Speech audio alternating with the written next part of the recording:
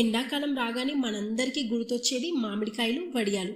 పిల్లలకైతే హాలిడేస్. మరి ఈ సమ్మర్ రాగానే మీకేం గుర్తొస్తుందో కమెంట్ చేయండి. మరి వడియాలను చాలా చాలా సింపుల్ గా ఎలా పెట్టాలో చూసేయండి. ముందుగా 1 కేజీ దొడ్డు బియ్యంని నీట్ గా కడిగి నైట్ అంతా బియ్యంని నానబెట్టుకోవాలి. మార్నింగ్ మళ్ళీ ఆ నీళ్లను వంపేసి నీళ్లు పోసి గ్యాస్ పైన పెట్టి అన్నం మెత్తగా అయ్యే వరకు ఉడికించాలి. ఇలా ఉడికేటప్పుడు నీళ్లు ఇంకా సరిపోలేదు అనుకుంటే కొన్ని నీళ్లను పోసుకొని ఉడికించాలి, లేదంటే అడుగంటుతుంది. అలాగే రుచికి సరిపడా ఉప్పు, 1 స్పూన్ వంట సోడా వేసి కలుపుకుంటూ మెత్తగా అయ్యే వరకు ఉడికించాలి. ఇలా మెత్తగా ఉడికాక గ్యాస్ ఆఫ్ చేసి పప్పు గుత్తితో ఇలా స్మాష్ చేసుకోవాలి.